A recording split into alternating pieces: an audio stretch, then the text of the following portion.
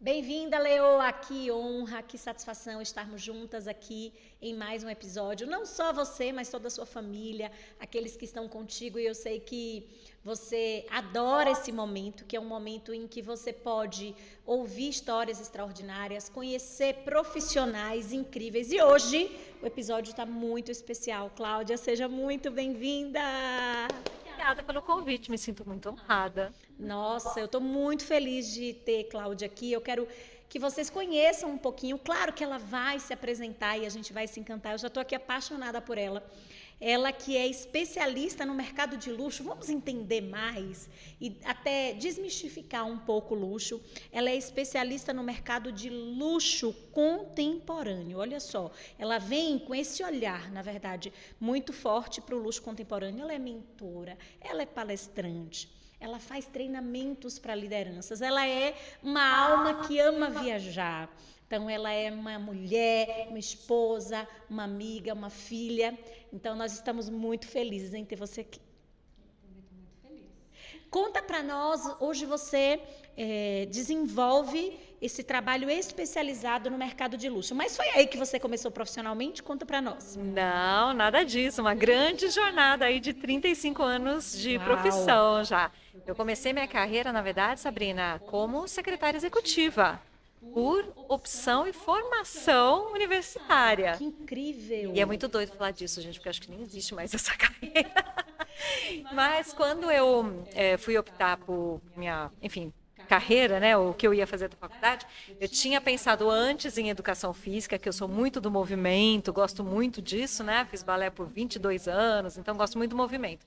Mas aí eu sabia que eu queria muito trabalhar no mundo corporativo. E adorava línguas, né, falava inglês, francês já, naquela, assim, 18, 19 anos, já tinha aí um bom conhecimento. Então, prestei letras e fui fazer secretariado executivo, porque isso era uma ponte para o mundo Corporativo, corporativo. É, sim. exato. Então, eu comecei minha carreira por aí. E aí, ficou quantos anos como secretária executiva? Passei por 3 multinacionais, trabalhei para uma multinacional francesa, trabalhei para uma outra americana, a Pepsi, aquela, enfim, uma doideira, uma aventura, porque a Pepsi estava retomando a marca para si aqui no Brasil. A Brahma tinha a operação antes de Ambev, antes de tudo isso, né?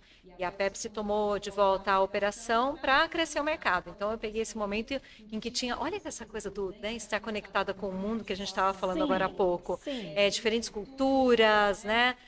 Pessoas do mundo todo. Quando eu atuei com a Pepsi em Jundiaí, eu sou de Campinas, atuei em Jundiaí aqui em São Paulo, tinha pessoas, por exemplo, a fábrica foi construída por americanos, a linha de montagem da engarrafadora foi feita por alemães, os gestores da marca eram americanos, mas tinha toda uma turma da América Latina também fazendo a operação. Então eu convivia com O mundo! gente do mundo todo ali. Então acho que é interessante isso. Eu me sinto muito conectada ao mundo todo, sabe?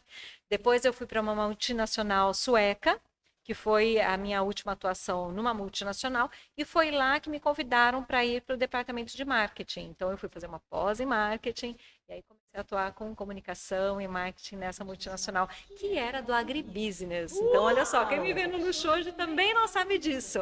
Eu já Olha, visitei muita fazenda de leite, adorava. que incrível. E como foi essa virada para ti? Porque é bacana a gente ouvir essa jornada, porque você já tinha clareza que desejava o mundo corporativo. E olha só que interessante, você encontrou dentro do seu desejo uma possibilidade, que é a possibilidade de estar ali como secretária executiva. Então, assim, já um campo de visão extraordinário, até para a época que a gente precisa fazer essa escolha profissional. Sim, exatamente, né? E que não tinha, obviamente, acesso à informação, né? Pensar mundo como a gente consegue pensar hoje. Não tinha isso naquela época, né? Estou falando ali do final dos anos 80. Então, essa transição de marketing, de secretária executiva para marketing foi nessa fase em que eu atuava. Vale a pena contar essa história também, né? Para as pessoas entenderem que realmente tudo na vida é uma jornada de construção, né? Nada acontece por acaso.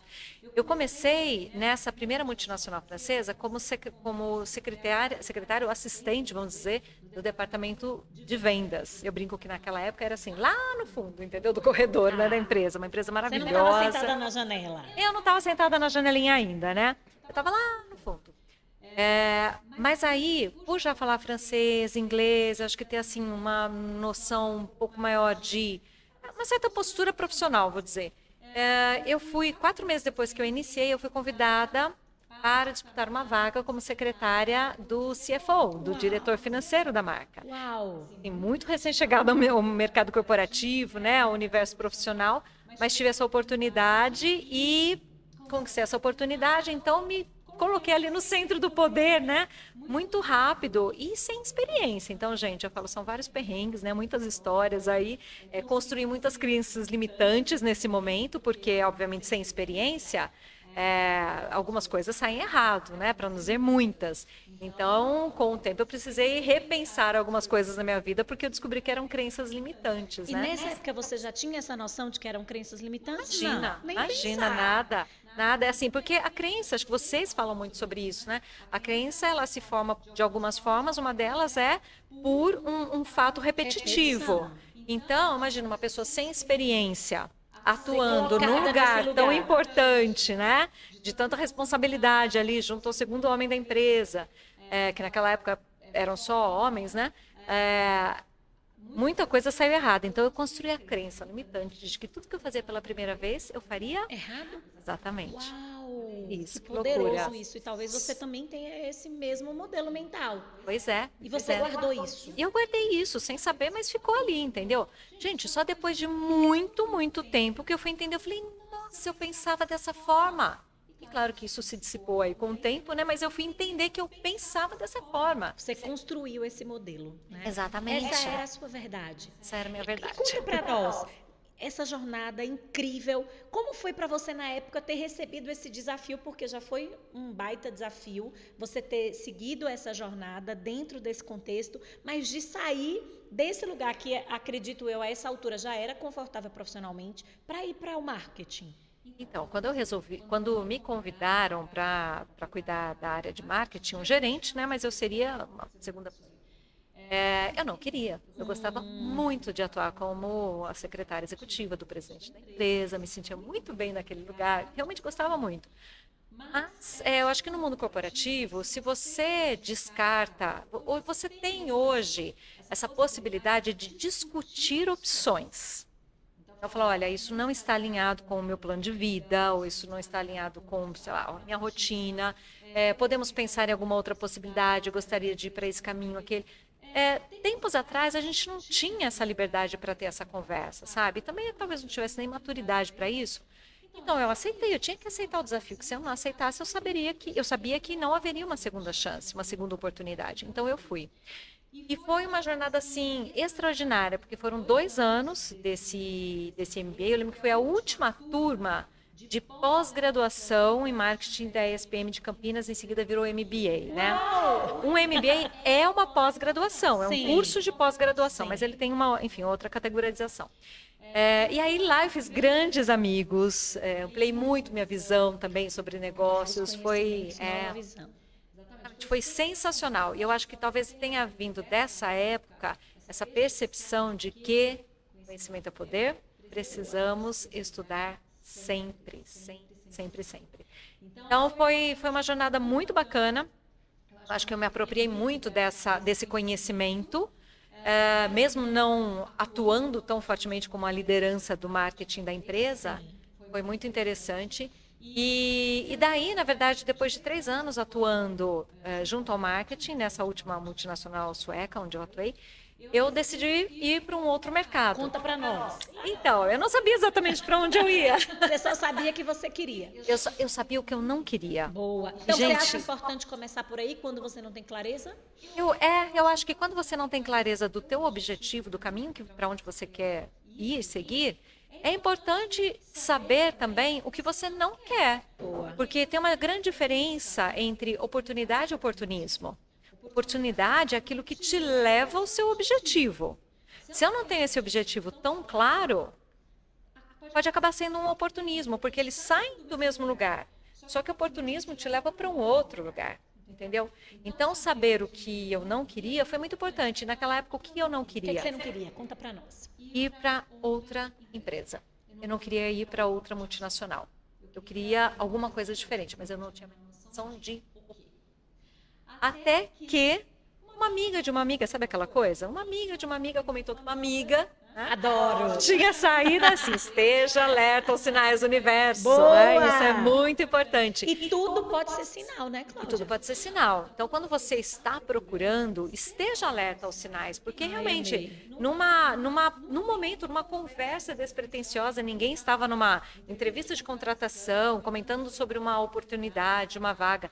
Foi uma amiga de uma amiga de uma amiga Tá. que falou que tal pessoa da comunicação, responsável pela comunicação da Escola Americana de Campinas, tinha saído e havia uma vaga em aberto ali. Ou, tinha saído, não falou nem em vaga em aberto. Tinha saído. Exatamente, tinha ido para uma outra área. E eu já conhecia a Escola Americana de Campinas, é um modelo de educação de escolas internacionais que existem pelo mundo, um mercado multimilionário, como depois, né, daqui a pouco eu conto sobre isso. E não são franquias, é um modelo, um sistema de educação que acontece em algumas localidades por uma demanda local. Então, por exemplo, a Escola Americana de Campinas nasceu em 1956, foi fundada em 56, quando a 3M veio montar a fábrica aqui. Então, eles precisavam de um colégio que tivesse um currículo que fosse depois um currículo americano, que depois os alunos, ali os filhos dos executivos, pudessem ser transferidos para uma outra escola com equivalência da grade curricular, entendeu? Uau, que incrível, eu não conhecia. É um modelo sensacional. Eu fiquei apaixonada por esse universo, tanto que eu fiquei 14 anos. Ai, que linda. Entendeu? Era apaixonada, sou ainda apaixonada por esse setor. Então, quando eu ouvi Escola Americana de Campinas, eu falei, opa, escola. É uma coisa interessante. Por quê? Porque cuida de pessoas. E alguma coisa me chamou a atenção ali, Sabrina. Olha que interessante, né? Não conhecia esse universo, não tinha nada a ver com educação. Mal sabia eu, né? Mas me tocou. E aí, o que eu fiz? Entrei em contato com a escola americana, fui atendida pela secretária do superintendente da escola, que virou uma grandíssima amiga. E eu falei, olha, fiquei sabendo, tal, a vaga está aberta. Ela falou, nossa, como é que você soube? Porque né, não está noticiada nem nada. Eu falei, olha, uma amiga de uma amiga comentou e tal. Ela falou, não, a vaga não está aberta ainda, estamos repensando. Estava numa transição da superintendência da escola, que é a liderança. Ela falou, mas me deixa seu telefone, assim que a gente tiver isso mais formatado, a gente volta a conversar. Passaram-se 4 meses, né? 4 dias. Não foram 4 dias, calma, geração Z, calma, que às vezes a coisa demora um pouquinho mais para acontecer, né? E passaram-se 4 meses, me ligaram, me chamaram para uma entrevista. E assim, fiquei apaixonada de cara pelo projeto, lá fui conhecer esse outro universo, foi sensacional. Eles têm um senso de comunidade muito grande, porque pensa que hoje temos muitos brasileiros também nessas escolas, né, aqui no Brasil, mas quando a escola foi fundada e até os anos 70, 80 praticamente, eram muitos americanos. Então imagina quando você vai para um país, vive uma realidade por 2, 3 anos, depois vai para um outro lugar. Tá. Quando você pensa naquela experiência, você tem memórias das pessoas, dos lugares. Então tinha um senso de comunidade muito grande. Daquele Dos grupo. alunos, Sim. dos profissionais que passaram por ali, dos pais, foi genial. Então, ali eu tive muitas oportunidades para trabalhar com personalização de experiências, conexão com o cliente, porque o aluno era o consumidor, o pai era o cliente, né? Quem paga. E a gente tinha contato com pai e aluno todos os dias. Então, e na verdade, as escolas americanas, elas não são um negócio de luxo, porque educação não é um segmento considerado de luxo, mas esse formato de escola é um negócio super exclusivo, Nossa, demais. alto padrão, que traz todos assim os atributos do mercado de luxo. Então, por isso que eu falo que eu estou no mercado de alto padrão há 20 anos. Claro. Porque foi em 2004 que eu comecei essa jornada na escola americana. E lá eu aprendi muito, tive a oportunidade de colaborar realmente com o crescimento da escola. Quando eu entrei de quando eu entrei até a minha saída, junto, obviamente, com toda a qualidade da educação, todas as ações escola, nós elevamos em 66% o número de alunos. Nossa, que incrível. Tornando a Escola Americana de Campinas a escola de maior reputação no interior paulista. Então foi assim. Um feito gigantesco. O resultado do qual eu me orgulho muito, como eu disse, junto com os professores, com a direção, etc., porque é um trabalho em conjunto, mas foi sensacional. E aí veio outra transição. Outra transição, assim, antes de eu sair desse setor, né? Eu fui convidada para atuar na Europa por um ex-diretor da escola, ali de Campinas, e lá fui eu para a República Tcheca. Então eu estava no mesmo segmento, mas atuando num outro país, numa cidadezinha de Praga, gente, não era capital, era interior, uma cidade de 50 mil habitantes. E foi bacana?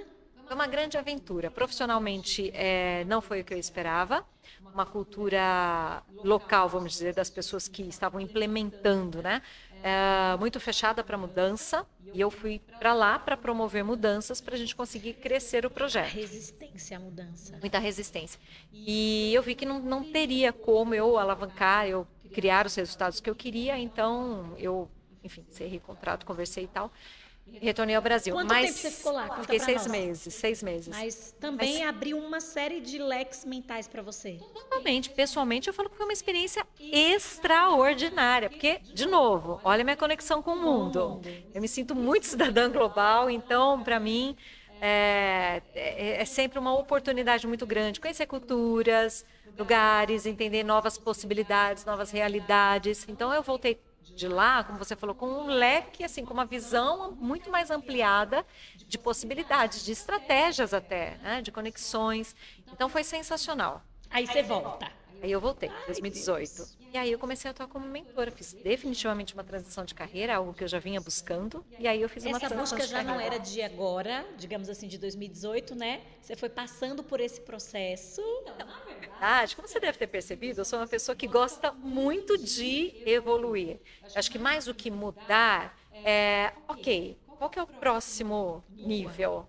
Qual que é o próximo degrau? E aí eu trago tudo o que eu já desenvolvi até aqui, o que eu aprendi, os erros, os acertos, junto comigo nessa jornada. Porque não é a respeito de, pô, eu fiz aquilo, era multinacional, agora não é mais multinacional, é educação, então esquece tudo aquilo. Não, eu vou trazendo tudo isso. Eu acho que isso, para mim, acabou sendo um grande diferencial, porque eu vou agregando essas experiências para construir repertório, construir estratégias, construir conexões com diferentes públicos. Visão de mundo. E é muito legal isso que você está falando, porque eu sempre falo que a gente não necessariamente precisa recomeçar. A gente está numa evolução de carreira, porque quando a gente muitas vezes usa o termo transição, essa transição, ela às vezes vem permeada dessa dor. Mas e tudo que eu fiz antes, e tudo que eu vivi antes, e toda a minha carreira anterior? E quando a gente vai utilizando todos os nossos conhecimentos, a nossa bagagem, o que a gente viveu, para esse novo lugar, eu digo sempre isso nas minhas mentorias, a gente se torna única dentro daquele universo. Exatamente Porque isso. não tem uma mentora que tenha iniciado o secretariado executivo, passado por 3 multinacionais, viveu a realidade da Pepsi, empresa sueca, marca. Só você. Exatamente. Com essa história, com essa jornada, e que foi para a República Tcheca. Quem, gente? Cláudia Brandão. E assim também cada um de nós. Mas se a gente segmenta, e às vezes a gente põe toda a nossa projeção do novo num módulo de um treinamento, aí a gente fica realmente limitada. Exatamente. Até porque, pensa um pouco, a gente já sabe que provavelmente a nossa geração vai tranquilamente bater aí os 90 anos, né, 100 anos e tal. Então, a gente tem muito chão pela frente. A gente vai se reinventar ainda várias vezes. Eu estou na minha 3ª carreira e eu já sei qual vai ser a minha próxima, a 4ª carreira. Olha! Mas essa eu ainda não falo, porque essa eu ainda vou construir, tá? Deixemos ela aí. Mas eu já tenho, claro, assim, um caminho. Enfim, podem aparecer outros tantos, mas eu já tenho um caminho aqui para onde eu quero ir. Mas a gente vai se reinventar e a gente precisa se reinventar muito para a gente se manter relevante. Então, assim, o que eu falo é justamente o que acontece no mercado de luxo e por isso até vejo total alinhamento entre os meus valores, a minha forma de viver com esse mercado em que eu atuo. Porque o luxo, ele também evolui junto com a sociedade. Até por isso meu olhar para o luxo contemporâneo. Se eu for falar de luxo, que tem aí no luxo mais moderno, 300 anos de História, construção assim. de história, sabe? Também de conexões, de produtos extraordinários, de marcas extraordinárias, de histórias fabulosas de empreendedores como Louis Vuitton, como Thierry Hermès, enfim, tantos outros. São 300 anos, só que hoje a sociedade ela vem mudando muito. E é rápido. Então, a gente pluga tecnologia no luxo hoje, a gente pluga sustentabilidade no luxo hoje. Não se falava disso um tempo atrás. Então, a gente precisa evoluir junto com o mundo. Não só para você se manter relevante, mas também para você pensar, para onde que eu vou? Você pode nem fazer uma transição de carreira, necessariamente, mas você precisa saber, ok, quais são os próximos caminhos? Onde estão as necessidades do mercado? Onde estão as oportunidades para mim? Como que a minha jornada e os meus atributos que me tornam tão únicos, né, podem melhor servir determinado público? Então, o tempo todo a gente tem que estar ligado nisso. Aí então você volta da República Tcheca, aqui na nossa jornada maravilhosa, 2018, inicia seu trabalho como mentora. E nesse momento você já estava envolta com luxo? Conta para nós.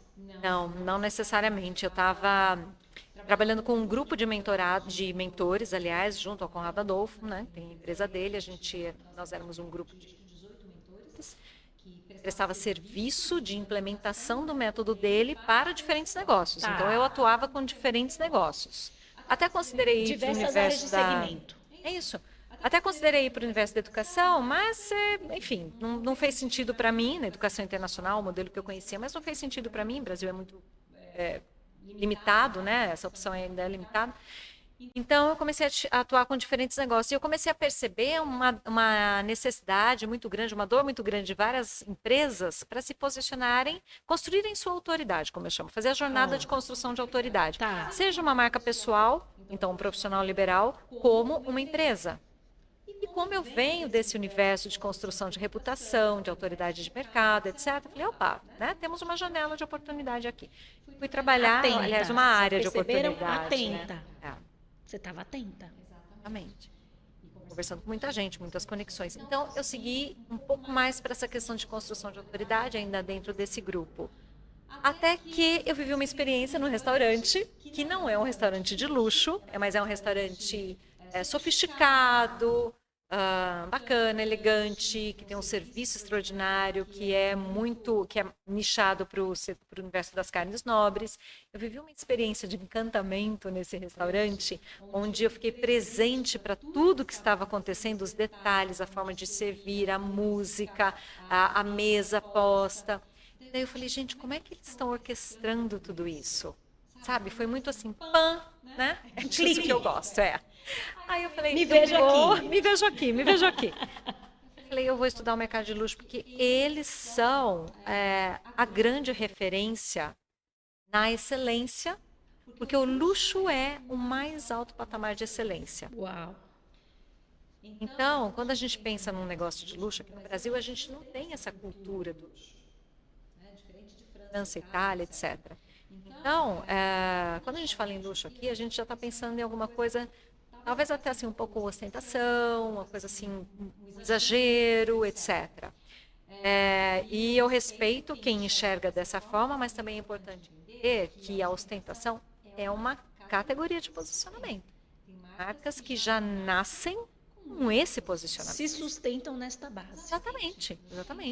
E porque tem muita autenticidade para bancar aquilo. Uhum. Eu tenho um casal de clientes que tem uma marca na área de odontologia que trabalham nessa categoria de posicionamento. De ostentação. Então, exatamente.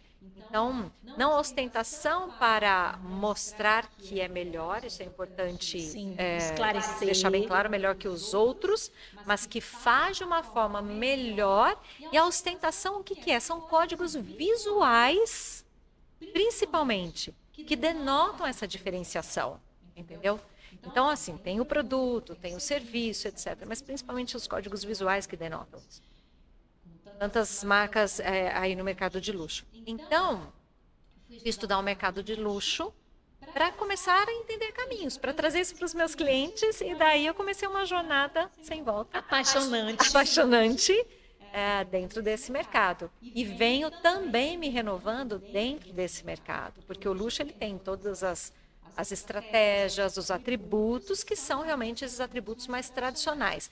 Mas o mundo vem evoluindo, as marcas também vêm evoluindo e as marcas precisam se comunicar com a sociedade. Então, elas precisam entender esses novos movimentos também, em termos de perfil de cliente. Hoje, a gente tem clientes que não acessavam o luxo há 20 anos atrás, 30 anos atrás, que era muito reservado para a elite. Então, a gente tem hoje outros perfis que estão acessando. Então, como que essas marcas estão se comunicando com esses novos perfis? Como elas estão criando novas narrativas para serem relevantes nesse momento da sociedade, do mundo? Como que elas estão cuidando da questão socioambiental, o impacto social, o impacto ambiental que elas causam no mundo, entendeu? Então, comecei a olhar para tudo isso, fui fazer um MBA em ESG, que é governança social, ambiental, né? Então, toda a questão da gestão ética, transparente e responsável da marca, toda a questão do impacto social e toda a questão do impacto ambiental da atuação de uma marca. Vou fazer um MBA para entender tudo isso. Todo esse universo, né? E trazer tudo isso também para dentro do meu trabalho, porque isso é uma pauta absolutamente relevante para as grandes marcas com as quais eu trabalho. Talvez pequenos negócios falem assim, Cláudia, mas nossa, nunca tinha ouvido falar disso e tal. Tá tudo bem, né? Então você precisa conhecer para falar, isso já faz sentido para o meu negócio, por onde eu começo, porque isso faz sentido para todos. Agora, as grandes empresas, elas já estão lá na frente, caminho sem volta, precisando disso, né? Entender. Então, assim, a gente vai se renovando, vocês né? têm noção do quanto fica claro que Cláudia buscou o tempo inteiro. Eu vejo isso em tudo que você já trouxe para a gente aqui, desde o momento que você decidiu sua primeira jornada profissional. Atenta ao que estava no entorno, atenta às possibilidades. Tem algo que é lindo em você e que dá para sentir, que é essa capacidade de percepção. Você está percebendo e, ao mesmo tempo, você está se ousando. Porque dentro dessa jornada, até do luxo, que a gente vai falar mais sobre luxo agora, você pensar nessa especialização e trazer para o seu movimento hoje, para aquilo que você tem desenvolvido, é muito diferenciado. Muito obrigada. Eu acho que, de novo, porque eu trago muito do meu olhar. Claro, a gente tem certos caminhos que precisam ser respeitados dentro do luxo. Eu fui fazer também uma certificação em Paris, né, para, enfim, entender, conhecer melhor o mercado de luxo. Estudo muito. Então, tem certos aspectos que você precisa respeitar, porque aquela é a condução daquele mercado. São as estratégias que realmente constroem e denotam uma marca de luxo. Mas eu trago muito também do meu olhar. Acho que é interessante isso que você falou, Sabrina, essa questão da percepção. Eu acho que eu uso muito dessa percepção para entender onde uma marca consegue realmente construir uma diferenciação real no mercado a partir da verdade dela, a partir daquilo que ela é. Porque aí se torna um posicionamento autêntico, onde a gente vai plugar, lógico, outros atributos, né, outros elementos que vão construir valor para a marca, mas a partir daquilo que ela é. E hoje nós temos um universo de marcas gigantesco. Eu estou aqui te ouvindo e refletindo e pensando. E você acredita que essa estratégia é uma estratégia para tornar o mercado dessa marca mais longevo? Com tantas marcas? Com certeza. Disse tudo, exatamente isso. Por quê? Porque os clientes começam a consumir de uma forma mais consciente, tá? Em vários sentidos, não só sobre o impacto ambiental da marca, mas recentemente a gente teve uma repercussão muito grande a respeito de bolsas da Dior. Sim. Uma marca italiana que hoje faz parte, uma marca francesa, que faz parte do grupo LVMH, o maior conglomerado de luxo do mundo, e que as bolsas da Dior são fabricadas na Itália. Então, a operação da marca na Itália contratou, obviamente, terceiros, né, fornecedores, para fazerem uma parte da operação, etc. E se verificou que esses terceiros haviam havia um trabalho sendo feito pelos colaboradores, né, o trabalho artesanal, etc., em situações desfavoráveis à qualidade de vida.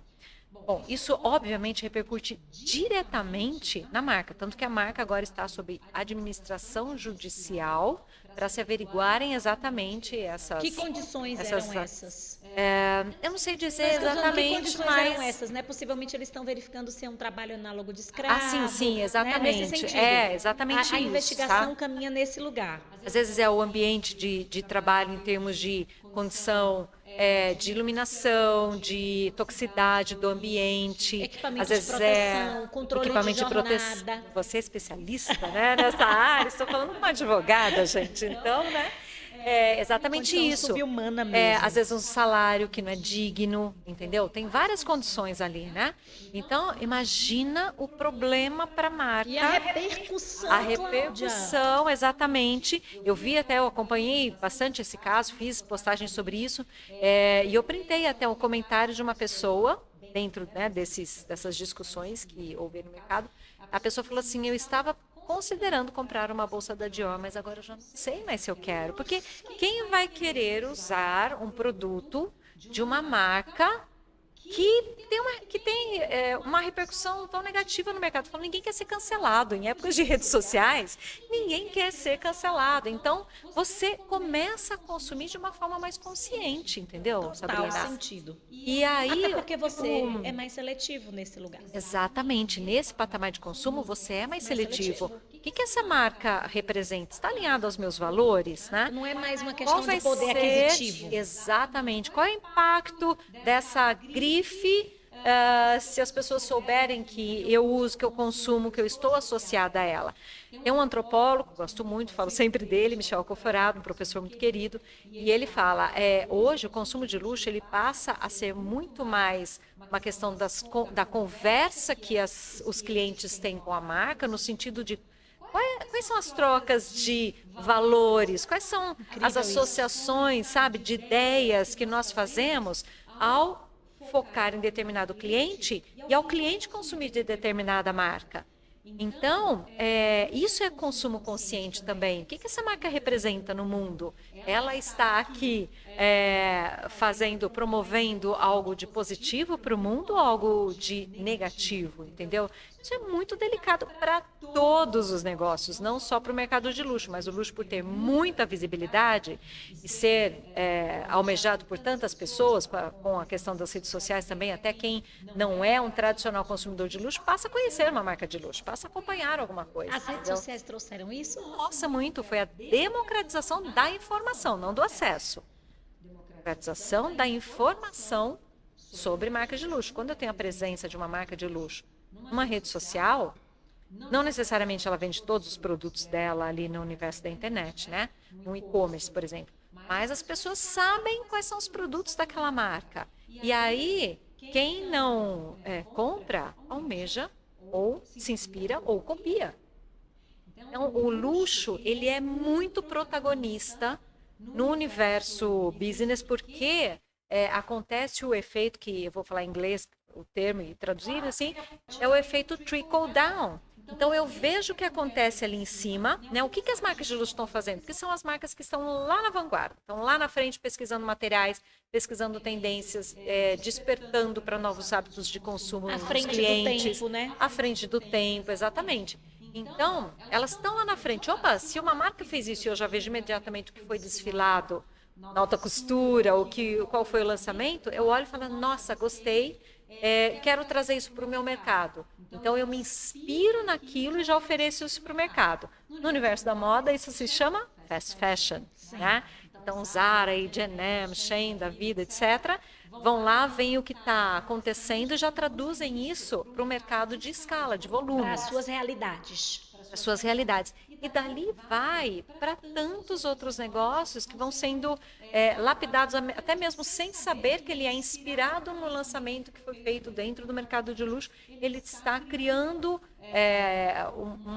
um produto, ou criando um novo serviço, ou fazendo de uma forma diferente, porque ele vê esse movimento no mercado. Não sabe nem de onde veio, mas ele vê do mercado, entendeu? Muito sentido. Então, o luxo ele é muito protagonista nesse sentido. Ele tem uma responsabilidade muito grande de trazer realmente inovações que sejam sustentáveis. Nome para isso, né? É inovabilidade. Inovabilidade, inovação com sustentabilidade. Por isso que eu falo, é o luxo contemporâneo. Eu preciso ter isso dentro da minha atuação. Preciso entender como vai ser a minha narrativa, né? Que não é só mais a respeito de quem eu sou, das coisas extraordinárias do que eu faço. É a respeito de como que isso é traduzido nas minhas ações junto à comunidade, junto como que eu respeito ou não estou respeitando todas as leis, aceitação. E a partir de 2026, Sabrina, todas as empresas de capital aberto terão que fazer seus relatórios de sustentabilidade. Então, isso também, né, a regulamentação, que você também conhece bem, isso vai fazer está fazendo já um movimento muito grande no mercado. Entende? Porque impacto, né? As marcas que estão sediadas na Europa, grande berço, né, das marcas de luxo, que têm subsidiárias em outros países, vão precisar se adaptar rapidamente, porque as subsidiárias também precisam criar esses relatórios de sustentabilidade. Então, isso está movimentando muito o mercado. E até por isso que eu e uma parceira de Piti Barros criamos o projeto As Novas Vozes do Luxo. Uau, adorei! Já está convidada para participar da próxima. Eu vou amar. Vai ser, acho que assim, bem bacana, porque ela traz, a minha parceira é especializada em conversas colaborativas. Incrível. Então, pensa, no mundo de tanta polarização, como é que eu converso sobre temas... Como é que eu dialogo? Exatamente, como é que eu dialogo de uma forma colaborativa e não combativa? Né? Bélica até, né, muitas vezes. Você falou, eu achei incrível, que luxo é o mais alto patamar de excelência. Fala um pouco para nós. Porque, como você bem disse, e a gente falava um pouquinho também nos bastidores, talvez seja a tua compreensão, quando se fala em luxo, muitas de nós talvez ainda tenhamos uma falsa compreensão do que seria o luxo, efetivamente. De volta àquela questão de que no Brasil a gente não tem essa cultura formada, né? A gente não vive isso no dia a dia em todas as classes, assim, na nossa realidade. Então, o luxo é muito restrito ainda a um determinado grupo de pessoas. Então, a gente olha para o luxo, é uma coisa meio etérea. Eu acho que eu considero, mas... E luxo não é uma indústria regulamentada. Ele é um posicionamento de mercado, é o posicionamento mais elevado. A gente tem o popular, o luxo está no extremo oposto disso. Lá no topo dessa cadeia. Lá no topo dessa cadeia, por causa da qualidade extraordinária, absoluta e precisa em tudo aquilo que eles entregam. Então, é um atendimento de excelência, é um produto, é uma qualidade de excelência. Eu vou buscar os melhores fornecedores, as melhores matérias-primas para criar aquele meu produto, por exemplo. Melhores profissionais para entregar determinado serviço, por exemplo. Então, a ambientação, toda a questão do marketing sensorial, eu vou tocar no meu cliente, despertar o meu cliente para isso. Aconteceu comigo no restaurante. E, gente, é muito especial. É muito especial. A possibilidade de, através dos nossos sentidos, percebermos isso. Engraçado que você falou, me deu até vontade, eu não sei vocês, de ir no restaurante que você falou, porque é exatamente isso que é despertado em nós. É o detalhe, é o refinamento, é o olfato, é o tato, é um paladar, em se tratando de alimentos, como você estava falando, de carnes. E isso faz toda a diferença, né? O luxo faz isso. Pois é, conta pra nós. Por quê? Para fazer o cliente se sentir muito especial. Uau! Isso É a questão da exclusividade. Exclusividade é diferente de personalização. Boa!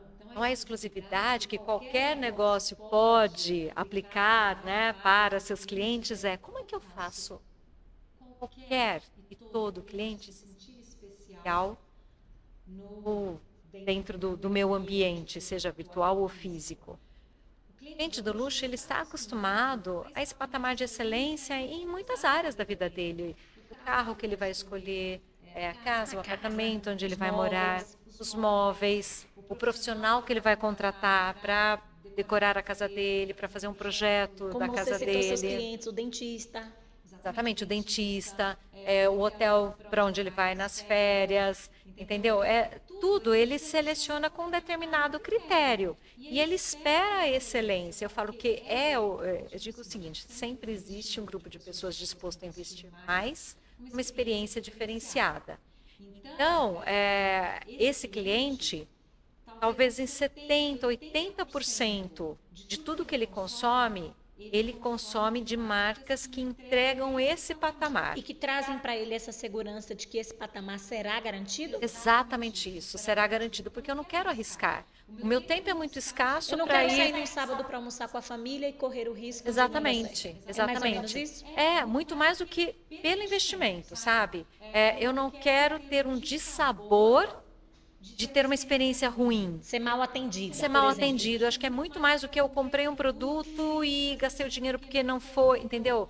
É para esse patamar de cliente, concorda? Agora, o que é importante entender também é que cada pessoa é única e tem seus próprios valores. Então, de repente, vamos dizer que a gente consome no mesmo patamar, mas eu valorizo mais determinada coisa e você valoriza mais outra coisa. Isso tem a ver com a entendeu? nossa essência também? Claro, total.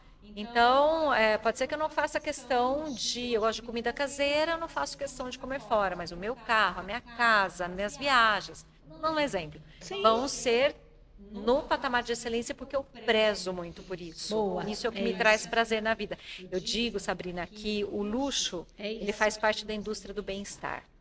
Uau, Por fala quê? mais disso. Por quê? Porque a indústria do bem-estar, ela preza pela sua qualidade de vida, pela sua felicidade, pelo prazer de viver assim, alinhado. Eu sou muito, dessa questão da atividade física todo dia, meditação e tal, para esse alinhamento para eu poder viver bem. Agora, o luxo também concorda que faz sentido ele estar ali? Total. Porque o que ele quer te proporcionar? Prazer. O luxo quer te proporcionar prazer de uma forma onde acha fluidez, tranquilidade, perfeição ao longo de toda a sua experiência com a marca. Por tua bagagem extraordinária, você acredita que é possível, até para quem está nos ouvindo, duas perguntas que me vieram agora. Primeiro, hoje é possível implementar o luxo em qualquer área para ti, ou você acredita que existem áreas para as quais o luxo ele não possa ser inserido? Eu acho o seguinte, como existem segmentos que fazem parte do luxo, para eu me declarar uma marca de alto padrão, uma marca de luxo, faz mais sentido se eu estiver dentro destes segmentos. Perfeito. Moda, arte, joias, determinado lifestyle, então a indústria da beleza, do bem-estar. Então são segmentos que atraem um cliente porque eles desejam consumir aquele produto por prazer, não por necessidade. Quando a gente vai para a necessidade, esse cliente ele busca uma solução para um problema dele e muitas vezes ele vai comparar preços na Sim. busca pela solução, certo? Certo. Agora, lembra que eu falei que sempre existe um grupo de pessoas... Disponível para pagar mais. Exatamente. Então, esse cliente que vai buscar uma solução para um problema, pode ser que ele preze pela praticidade, conforto de não ter que ir até o lugar resolver o problema. Então, ele vai valorizar, por exemplo, um profissional. Tenho esse exemplo em casa também. Conta pra Preciso nós. fazer exame de sangue. Tá. Eu tenho uma pessoa que vai em casa, de gente laboratório, É incrível, coletar. né? Nossa, gente, é maravilhoso. Você não precisa sair de casa em E jejum, sabe que ir lá e faz todo voltar, em sentido? trânsito. Porque dentro dessa praticidade, às vezes acontece, não sei se já aconteceu contigo, de, nossa, olha, esse exame aqui, essa dosagem dessa vitamina, o plano não autoriza. Tá, a gente prefere pagar, Isso. porque compensa a gente estar em Exatamente, casa. exatamente. Então, são serviços que não são serviços de luxo, mas você também pode implementar esses passos de Legal, melhoria legal. para você ser percebido como um negócio diferenciado, que atende às demandas do cliente por praticidade, conveniência, até beleza, conforto. E você atrai esses clientes dispostos a investir mais nessa experiência diferenciada, mesmo que seja um negócio que resolve problemas, que seja a solução, entendeu? Para um problema, não algo que vem de prazer, felicidade, o desejo, atos, pertencimento. Legal demais, Cláudia, nossa. E você acredita que hoje, dentro desse manancial de informações e de democratização, como você disse, não de consumo, mas de informação, de aguçar desejo, há um risco de que marcas se posicionem como se de luxo fossem, sem que elas sejam? Fala pra gente, conscientiza a gente nesse sentido. Total. Eu acho que com essa visibilidade do luxo, e não só com a visibilidade, com a resiliência que o luxo demonstrou durante a pandemia, porque as pessoas dentro de casa não que é que posso viajar. fariam? Exatamente, não posso viajar. Gostei disso, resiliência do luxo na pandemia. Isso foi muito forte e, assim, o mercado de luxo, eu acho que a grande visibilidade do mercado de luxo veio a partir dessas duas forças, redes sociais e resiliência na pandemia. Redes sociais porque, claro, no começo era assim, como que uma marca de luxo, como que uma marca não está nas redes sociais, se todo mundo está indo para lá? As marcas de luxo relutaram bastante. Tiveram resistência? Tiveram muita resistência. Por quê? Porque elas vendem uma experiência de compra. Uma imagem, um vídeo talvez não vá retratar. Exatamente isso. Então, muitas relutaram falando, não, mas espera aí, lá é só uma comunicação, eu não consigo construir a experiência para justificar o meu preço, para o que o cliente consiga, mais do que justificar, para que o cliente consiga sentir a diferença que é adquirir um produto comigo. Então, as marcas relutaram muito. E aí, enfim, elas foram criticadas, acabaram entrando, não criticadas, mas assim, tipo, por que vocês demoraram tanto para chegar aqui, entendeu? E todas foram para lá. E é o universo onde a gente se comunica. As redes sociais hoje são lugares onde a gente dialoga, como você disse, se comunica. Então, as marcas foram para lá. Só que elas descobriram que nas redes sociais a conversa é muito democrática. Demais. Concorda? Então, algumas marcas sentem que não faz sentido mais estarem lá. Isso já está acontecendo? Já está acontecendo. A gente já marca se retirando das redes sociais. Que incrível. Por quê? Porque o cliente, quando eu falo do mais alto luxo, o cliente não se relaciona com a marca por ali. Ele se relaciona... Não faz nem sentido para ele, pessoalmente, né? Exatamente. Então, ele não está ali acompanhando a marca. Entendeu? Então, não faz sentido. Às vezes ela está consumindo energia... exatamente. Investindo nessa comunicação, ela não é efetiva. Não faz sentido. Então, por isso precisa pensar no posicionamento, na definição das estratégias da marca, a partir desse posicionamento, porque senão, às vezes, você investe tempo, dinheiro, esforços que não fazem sentido. Só que, estando nas redes sociais, na pandemia, onde todo mundo recluso, vamos dizer que eu sou uma pessoa que foi acostumada a viajar, a poder ter essa liberdade, disponibilidade financeira para realizar todos os meus desejos, e comprar aquilo que eu quero, consumir o que eu quero, etc. Se eu estou dentro de casa, como é que eu vou me divertir? Isso aconteceu em todos os patamares, né? Com todo mundo, gente. Com esse tempo, bebe sua água que a gente espera. E aconteceu em todos os patamares. Exatamente. Então, no universo do luxo aconteceu uma coisa muito interessante. O universo da joalheria, alta joalheria, conheço marcas que cresceram 20% em 2020. Ninguém saía de casa, ninguém ia para festa. O que eles fizeram? Conta para nós. Prazer pessoal. Prazer pessoal. Uma joia te transporta para um lugar de felicidade. Para algumas pessoas é a joia, para outras pessoas foi um carro. Eu posso sair de casa de carro e volto, eu estou em segurança. Né? Então, o mercado econômico muito esses volátil. Elementos, né? Exatamente. Então, alguns mercados... A casa foi muito protagonista da pandemia. Foi. Né? Então, as pessoas mudaram de residência. Também, vinhos, muito. Exatamente. Gastronomia, né? Muitas pessoas mudaram de residência. A gente está falando de São Paulo agora. Muita gente saiu de São Paulo, foi para o interior do estado, foi para outros estados com suas famílias. Esse universo cresceu bastante. Arquitetura, design. Muitas pessoas resolveram renovar toda a decoração da casa. Em plena pandemia. Esse mercado explodiu na pandemia, entendeu? Então, as redes sociais, como eu falo, democratizaram a informação. A pandemia fez com que alguns setores, não todos, mas alguns setores do luxo explodissem em crescimento, zero crise. E aí todo mundo olhou e falou, nossa, quero ser uma marca de luxo. Na verdade, Captei. Sim, é bacana, sim. é bonito, é glamuroso e ainda me traz um retorno financeiro sensacional. E aí talvez, desculpa a crítica, mas é o que me vem. Fazer uma caixa, uma embalagem mais refinada, talvez para algumas marcas trouxeram para ela o posicionamento que eram de luxo. Isso não tem nada a ver. Acho que sim, eu acho que muitas pessoas buscaram e já entenderam que hoje você precisa, para você diferenciar, você precisa cuidar melhor do seu cliente, do seu produto, do seu serviço, do seu negócio como um todo. Então, acho que muitas pessoas procuraram no luxo essas estratégias para se diferenciarem, mas também muitas por falta de conhecimento ou para chamarem realmente a atenção do cliente que ela gostaria, elas se denominam como marcas diferenciadas, altamente diferenciadas, uma marca de luxo. Muito bom. Então, acho assim, nada contra se a pessoa tem o verdadeiro propósito de oferecer algo diferenciado, mas a gente sabe que no patamar de luxo, são pouquíssimas marcas que realmente conseguem se posicionar lá.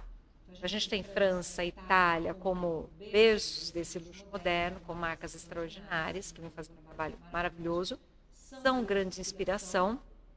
A gente começa a ver essa inspiração indo para outros mercados. Então, por exemplo, teve uma outra coisa que aconteceu também, que vem acontecendo nessa renovação da sociedade, do olhar da sociedade, que é a questão do localismo.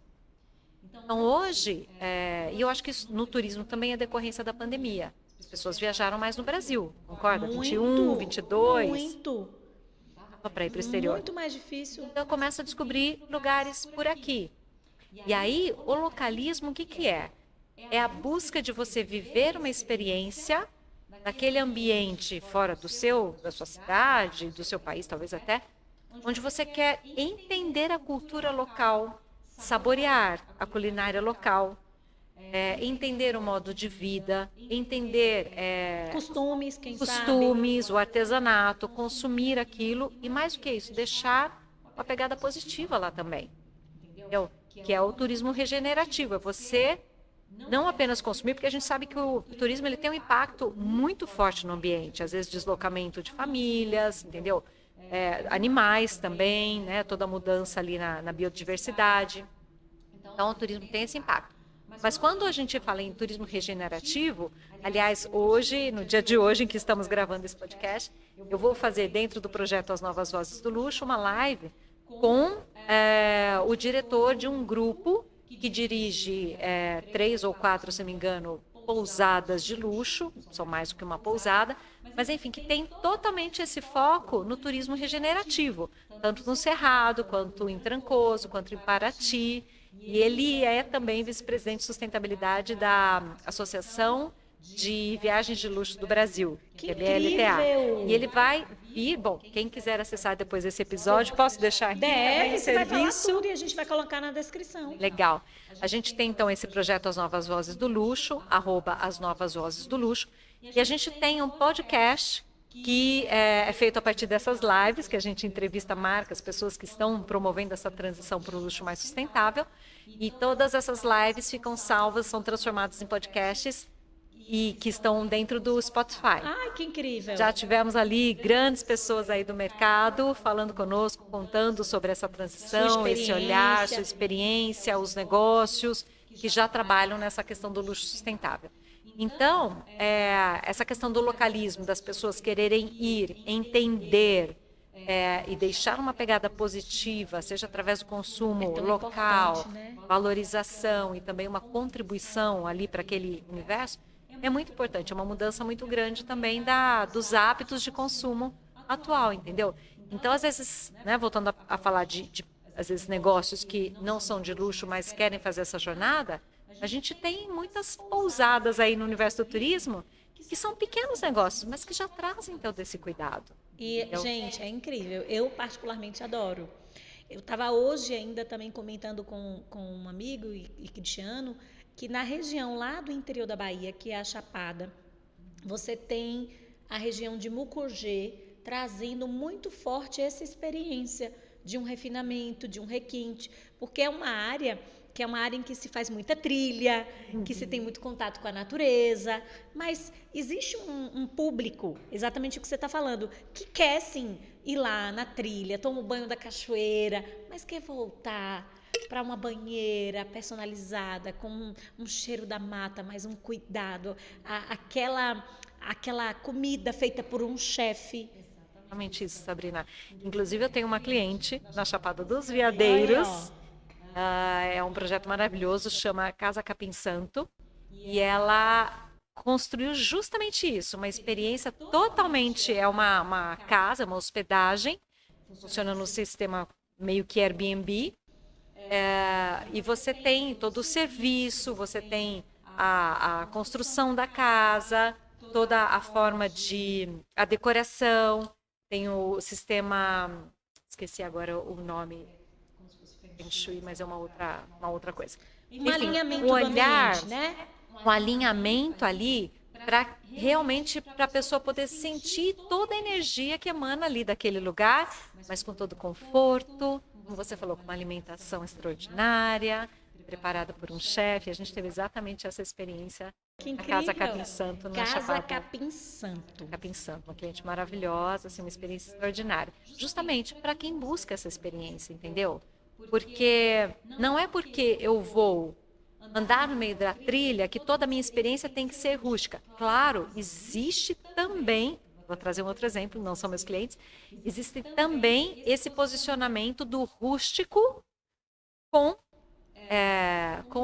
mais do que requinte, com um conforto extraordinário. Tem um grupo que se chama, acho que é Casa da Montanha, talvez seja o Hotel de Gramado. Não lembro o nome do grupo agora. Mas, enfim, eles têm 3 hotéis e um dos hotéis é uma experiência que a gente chama em inglês de glamping. É você acampar camping, com glamour, glamping. Não sei se você já ouviu esse termo. Não. E são assim, são casulos no meio não sei se são pampas, mas enfim, naquela região dos canyons, onde você tem aquela vista maravilhosa, ou seja, você está hospedada como se fosse um acampamento ali, um camping. A sensação de acampamento, Uma sensação de acampamento, mas com uma hidro, com vista infinita, sabe? Uma decoração super rústica, mas com elementos que trazem essa elegância, essa curadoria da seleção, do enxoval, da mobília, entendeu? Dos detalhes. Então, assim, o luxo ele atende a essas pessoas, que não é só aquilo que é, por exemplo, oferecido em Paris, não é só isso. As pessoas vivem diferentes realidades. Muito bacana a gente falar sobre isso. Mas eu quero o melhor serviço, eu quero a melhor experiência, entendeu? Então, por isso que eu falo, sempre Em existe um grupo ambientes de diferentes, pessoas não dispostas a necessariamente investir. em Paris, como você falou. Exatamente. Então, vários negócios podem elevar sua entrega através dessa inteligência do luxo. Podem deixar de ser um negócio regular, comparável a todos os outros, para ser um negócio premium. Então, é importante entender isso, que não preciso só chegar lá no patamar máximo de luxo. Gente, é uma jornada árdua, que leva tempo, onde eu preciso investir para fazer essa construção. Porque eu preciso lapidando sempre. Mas eu posso subir 1, 2 degraus e já fazer essa diferenciação. E hoje um profissional, hoje uma empresa que está nos ouvindo e que disse, nossa, eu acho que eu quero isso para minha carreira ou para o meu negócio, pode contar com você? Numa estruturação desse negócio? Sim, exatamente. Eu atendo empresas, né, marcas pessoais, por exemplo, atendo várias clínicas de dermatologistas, cirurgiões plásticos, advogados também já atendi. Então, marcas de negócios e, enfim, varejo e grandes empresas também, né? Atendo negócios, não trabalho, não faço mentoria para mentores, entendeu? Para consultores. Eu trabalho realmente com os negócios. Mas sim, no meu próprio Instagram, lá tem mais de 1000 conteúdos postados para ajudar quem quer fazer essa transição. Sabe, não necessariamente eu preciso fazer um investimento numa mentoria imediatamente. Eu posso começar com os meus conteúdos, a pessoa pode começar com os meus conteúdos e ir fazendo essa diferenciação até que ela chegue num patamar para poder investir numa orientação personalizada, comigo. Ai, Cláudia! Nossa, voou o tempo e foi extraordinária a possibilidade de te ouvir. Que energia boa você tem, que alma leve, linda, livre, né? Muito, muito livre, inquieta positivamente, né? E que bom que você assumiu esse posto de protagonizar na sua vida tudo aquilo que a certa altura fez sentido para você e que o seu coração e a sua intuição te direcionaram para que você fizesse, e é uma baita inspiração para nós, porque eu vejo muitas pessoas em estado de sofrimento, porque elas almejam muitas vezes a mudança, e você também inspira nesse lugar, mas talvez esqueçam que nós somos parte da natureza, e como a natureza se renova, nós também vamos nos renovar. Não necessariamente faz parte, é verdade, da cultura dos nossos pais, dos nossos avós, que talvez viveram tempos de guerra, de tanta insegurança, terem tentado nos dizer que bom mesmo era ter uma casa, um marido, uma profissão, um carro, um casal de filhos e, quem sabe, um dinheiro guardado. Mas nós vivemos num movimento planetário que isso não faz sentido e tem nos adoecido. E você trouxe isso de uma forma tão sutil na jornada que você nos contou. Então, eu quero te agradecer de coração. Fico feliz, Sabrina. Eu acho assim, existe espaço para todo mundo no mundo. O importante é a pessoa entender aquilo que faz mais sentido para ela. E claro, se não for exatamente toda essa trajetória que meio que foi direcionada para você e não por você, faz sentido refletir, né? Acredito muito nisso. Espero realmente ter contribuído. Pessoal, muito obrigada. Adorei nossa conversa. Uma fala, uma mensagem que você sente de deixar de tudo que você trouxe aqui, que você gostaria de imortalizar. Daqui a alguns anos a gente vai se encontrar e eu vou lembrar, nossa, você lembra aquela frase que você trouxe naquele dia e que vem do seu coração mesmo? Olha, a frase que me orientou por muito tempo, e até numa brevíssima jornada como coach que eu tive na minha vida, era ouse fazer. Eu acho que isso a minha vida e ainda pauta. Eu acho que quando eu tenho um certo receio, eu olho, sabe, eu lembro dessa frase e isso para mim faz sentido. Se aquilo está te chamando, se você acredita, ouse fazer. Ouse fazer. A realidade, como você disse, né, o mundo ele é tão amplo, existem tantas possibilidades, cada um é tão único, que não vale a pena a gente não viver toda essa vida de forma ampla, intensa, o que quer que signifique intenso para cada um, sabe? Então, acho que a gente tem que ousar fazer. Ai, que maravilhosa. Diz tuas redes sociais, tanto as Vozes do Luxo, vamos repassar, quanto a tua, né, para que todas possam te acompanhar e aos poucos irem entendendo essa dinâmica, como você falou, para chegar um trabalho contigo. Fala para nós. Então, no Instagram, claudiabrandão.me. Instagram também, esse projeto que eu conduzo com uma parceira é @As Novas Vozes do Luxo. Fala um pouquinho das Novas Vozes. Novas Vozes veio justamente dessa provocação que essa amiga que trabalha com linguagem contemporânea me fez, né, conversas colaborativas, me fez falando como é que as marcas de luxo estão se alinhando a essas novas demandas da sociedade. E aí eu fui começar a estudar para entender isso, por isso que eu fui fazer o meu MBA em ESG, etc. E a partir daí a gente viu essa necessidade de ajudar negócios que estão dentro do ecossistema do luxo, principalmente, mas não apenas esses negócios, porque o luxo é protagonista, como a gente falou, então ele precisa protagonizar essa transição para o luxo sustentável, porque muita gente olha para esse segmento como inspiração para os seus negócios.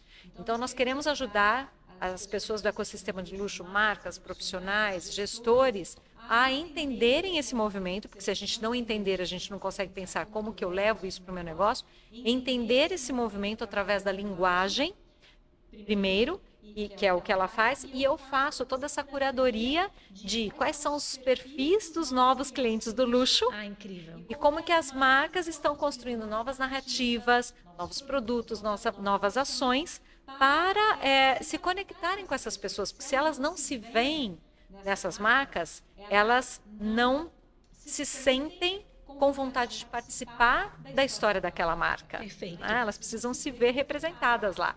Então, a gente mostra como que esse mercado já está se movimentando. Ai, gente, já vamos acompanhar. Cláudia, muito obrigada.